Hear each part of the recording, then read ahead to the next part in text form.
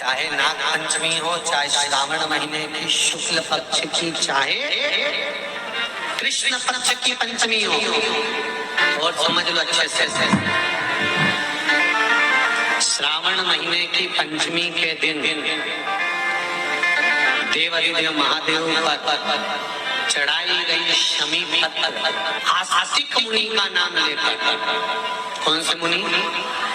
आस्तिक मुनि का नाम लेकर शमी पत्र को वापस उठाकर उसको अपने दरवाजे की चौखट पर कहीं पर भी या द्वार पर कहीं पर भी एक ओर रख देने पर घर के अंदर, बगीचे के अंदर सर्प प्रवेश नहीं करता। ध्यान रखिए, सर्प प्रवेश नहीं करेगा। शमी पत्र समर्पित करने पे, उस शमी पत्र को आस्तिक मुनि का स्मरण करने, कौन से मुनि है? आस्तिक मुनि का स्मरण करने पर भीतर घर के अंदर बगीचे में सर्प भी प्रवेश नहीं। उस शमी पत्र में जया, विषहरा, शामली वारी, दौतली और देव, ये पांचों कन्याओं का भाव प्रकट हो जाता है और वो कन्याएं हमारे घर के द्वार की रक्षा करती है। तुम्हारे घर की बहन बेटी क्या करती है? तुम्हारे घर की बहन बेटियां क्या करती हैं? घर में बहन बेटी आती हैं तो बद्दुआ देकर नहीं जाती। घर में कन्याएं रहती हैं, बद्दुआ नहीं देती। घर की बेटियां जब दरवाजा छोड़कर शादी कर वाले दिन, विदाई के दिन अगर जाती भी हैं तो बेटियां हाथ में धान भर कर फेंक कर जाती हैं कि मेरा मायका खूब फले फूले आगे बढ़े। छापे लगाकर चली जाती हैं कि हमने हमारी जीवन की सारी दौलत, जीवन का सारा सुख अपने मायके में दे दिया है। वो बेटियां तो जया, विषहरा, शामली बारी, दौतली, देव, ये उस घर में निवास करती हैं जिससे ये पंचमी, कौन सी तिथि?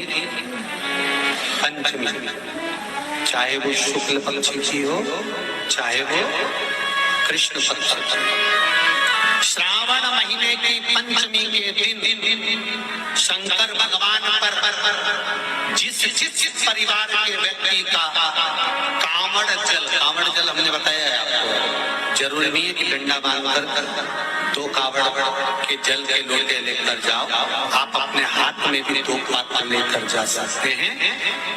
पंचमी तिथि के दिन हाथ में 2 लोटे जल के, 2 कलश जल के जब हम शंकर भगवान को चढ़ाते हैं तो ऊपर जो कमंडल होता है शिव जी के ऊपर जलधारी होती है, जिसमें जया, विषहरा, शामली बारी, दौतली और देव, शंकर भगवान की 5 बेटियां जिसमें विराजमान होती हैं। जब हम जल समर्पित करते हैं, हमारे पीढ़ी में, परिवार में अगर कोई अधोगति में मर गया होता है, कुंवारी अवस्था में चले गया होता है, गर्भ में मर गया होता है, गर्भ के बाहर निकल कर भी अगर कुंवारी अवस्था में चले गया होता है, तो श्रावण महीने की दोनों पंचमी तक परिवार का अगर कोई एक व्यक्ति भी जल चढ़ा देता है शंकर भगवान पर, तो सर्प की योनि में नहीं पड़ता, जीव मुक्त हो जाता, प्रेत योनि में सर्प की योनि से मुक्त हो जाता।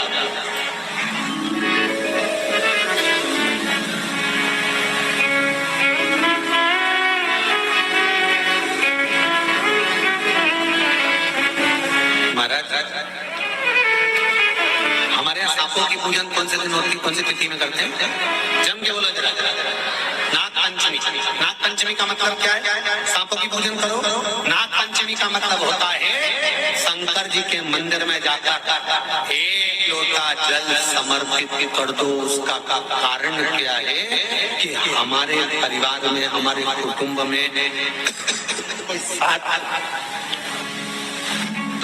परिवार में कोई 7 पीढ़ी के अंतर्गत भी अगर कोई जीव तड़प रहा होता है, पड़ा हुआ होता है, उसकी उसकी मुक्ति नहीं होती है, तो पंचमी का चढ़ा हुआ जल उस जीव को प्राप्त हो जाता है और वो जीव तर जाता है, उसका फिर जन्म नहीं होता, वो तर इसको मुक्तता कहता है, इसको मोक्ष कहता है।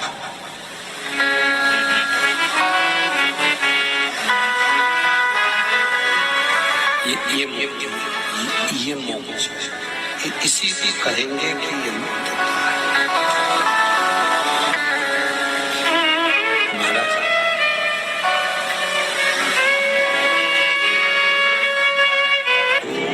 चाहे नाग पंचमी हो, चाहे श्रावण महीने की शुक्ल पक्ष की, चाहे कृष्ण पक्ष की पंचमी हो, और समझ लो अच्छे से, श्रावण महीने की पंचमी के दिन देवाधिदेव महादेव पर चढ़ाई गई शमी पत्र आस्तिक मुनि का नाम लेकर, कौन से मुनि? आस्तिक मुनि का नाम लेकर शमी पत्र को वापस उठाकर उसको अपने दरवाजे की चौखट पर कहीं पर भी या द्वार पर कहीं पर भी एक ओर रख देने पर घर के अंदर, बगीचे के अंदर सर्प प्रवेश नहीं करता। ध्यान रखिए, सर्प प्रवेश नहीं करेगा।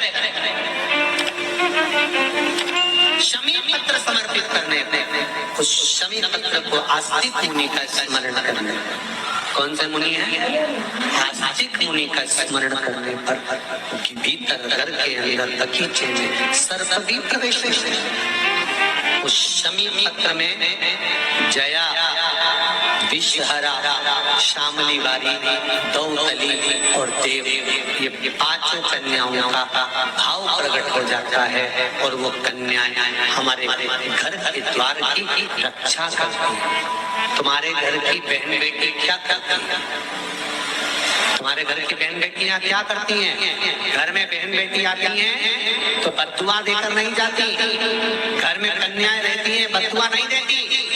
घर की बेटियां जब दरवाजा छोड़कर शादी कर वाले दिन, विदाई के दिन अगर जाती भी हैं तो बेटियां हाथ में धान भर कर फेंक कर जाती हैं कि मेरा मायका खूब फले फूले, आगे बढ़े, छापे लगाकर चली जाती हैं कि हमने हमारी जीवन की सारी दौलत, जीवन का सारा सुख अपने मायके में दे दिया है। वो बेटियां तो जया,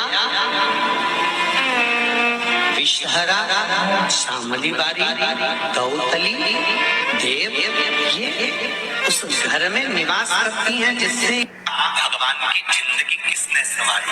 ये नागलक्ष्मी है।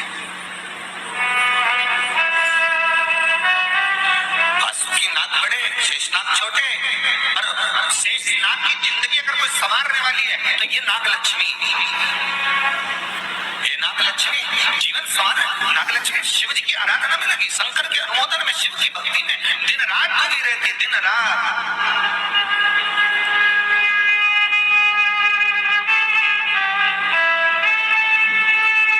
कितना सुंदर संवाद है।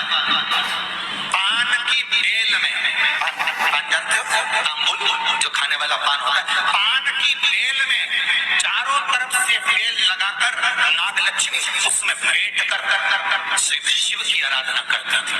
इसलिए आज भी शास्त्र के हिसाब से देखा जाए तो सबसे ज्यादा सांप, सबसे ज्यादा सर्प, सबसे ज्यादा नाग नागिन, सबसे ज्यादा सर्प अगर कहीं रहते हैं तो जहाँ पान की खेती होती है, जहाँ पर तांबुल उत्पन्न होता है, जहाँ पान की बेल होती है, सबसे ज्यादा सांप वहीं पर पाए जाते हैं। सबसे ज्यादा सांप वहीं पर है। और जो पान उतारने वाले रहते हैं, पान तोड़ने वाले रहते हैं, पान बेचने वाले रहते हैं, जिनको हमारे यहाँ सहज भाषा में चौरसिया कहते हैं,